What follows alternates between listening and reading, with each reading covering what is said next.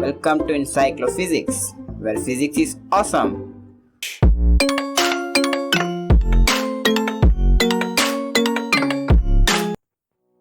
इतिहास से ही यह माना जाता है कि इंसान की पहली खोज शायद ग्लास ही थी। ग्लास ने ह्यूमन लाइफ में काफी रिवॉल्यूशनरी काम किया है। अगर हम सीधे पॉइंट पर आए तो कांच का इन्वेंशन किसने किया, इसका कोई पुख्ता सबूत किसी के पास नहीं, मगर कुछ सूत्रों की माने जब रोमन संस्कृति के पतन के बाद उनके अवशेष पुरातत्व विभाग को मिले तब पता चला कि रोमन कांच की बनी बॉटल, टेबल और बाकी चीजें का यूज किया करते थे। और mythical story of glass invention भी यही कहती है कि जब रोमन सेलर यानी कि नाविक समंदर में सफर किया करते थे तब अपने साथ नाइट्रम ले जाया करते थे और किनारे पर खाना पकाते वक्त एक बार उन्होंने नाइट्रम के ड्रम को यूज किया। तब नाइट्रम और किनारे की रेती एक साथ ऊंचे तापमान पे गर्म होने की वजह से एक ट्रांसपेरेंट लिक्विड बना और जब यह लिक्विड ठंडा होकर सॉलिड फॉर्म में कन्वर्ट हुआ तब भी वह ट्रांसपेरेंट फॉर्म में ही था और इसी तरह ग्लास का इन्वेंशन हुआ।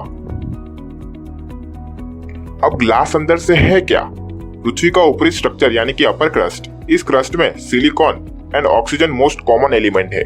यही सिलिकॉन और ऑक्सीजन मिलके सिलिकॉन डाइऑक्साइड SiO2 यानी कि क्वार्ट्ज बनाते हैं। कांच का एटॉमिक स्ट्रक्चर SiO2 से ही बना हुआ होता है।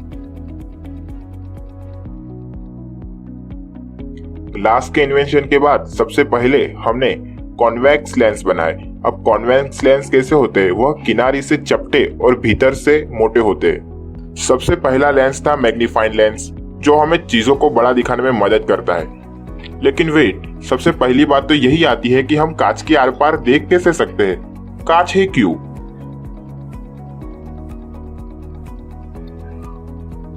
तो उसका जवाब है उसका एटॉमिक स्ट्रक्चर। अगर दूसरे ऑब्जेक्ट की बात करें कि जो ट्रांसपेरेंट नहीं है, उन पे जब लाइट गिरती है तब सारे फोटॉन ऑब्जेक्ट से टकरा के रिफ्लेक्ट होते हैं और वह ऑब्जेक्ट हमें दिखाई देता है। अब जब ग्लास के स्ट्रक्चर की बात करें तो SiO2 स्ट्रक्चर में न्यूक्लियस और इलेक्ट्रॉन के बीच काफी जगह होती है।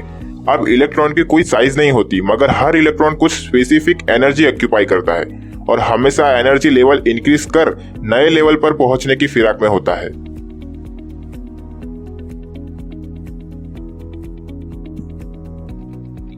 जब कांच पर फोटोन गिरते हैं तब फोटोन कुछ एनर्जी ऑक्यूपाइज करते हैं, मगर कांच के इलेक्ट्रॉन वीक होने की वजह से और उनके बीच इतनी ज्यादा स्पेस होने की वजह से यह एनर्जी यूज नहीं कर पाते और लोअर लेवल से हायर लेवल तक नहीं पहुंच पाते और फोटोन यूज ना होने की वजह से वह फोटोन कांच से सीधे पास होकर दूसरी ओर निकल जाते हैं और इसी वजह से हम ग्लास के आर पार देख सकते हैं, मगर 100% फोटोन पास नहीं होते। अगर ऐसा होता तो ग्लास भी हवा जितना ट्रांसपेरेंट होता और हम कभी उसे देख ही नहीं पाते। कुछ फोटोन इलेक्ट्रॉन में होने के वाले वाइब्रेशन का शिकार होके वही उनकी एनर्जी यूज हो जाती है, जिसकी वजह से ग्लास हवा जितना ट्रांसपेरेंट नहीं है। चलो अब देखते हैं कि मैग्नीफाइंग ग्लास हमें चीजें बड़ी कैसे दिखाता है। जब कोई ऑब्जेक्ट बिना मैग्नीफाइंग ग्लास के हम देखते हैं तब ऑब्जेक्ट से टकरा के आने वाली लाइट रेज जब हमारी आंखों में जाती है तब रेफ्लेक्शन एंगल लो होता है और उसी वजह से ऑब्जेक्ट अपने रियल साइज में दिखता है। मगर जब हम मैग्नीफाइंग ग्लास से इस ऑब्जेक्ट को देखें तब बनने वाला रेफ्लेक्शन एंगल नॉर्मल एंगल से बड़ा होता है और इस वजह से ऑब्जेक्ट हमें बड़ा दिखाई देता है। चलो यह जानते हैं कि मैग्नीफाइंग ग्लास से कागज या प्लास्टिक जल कैसे जाता है।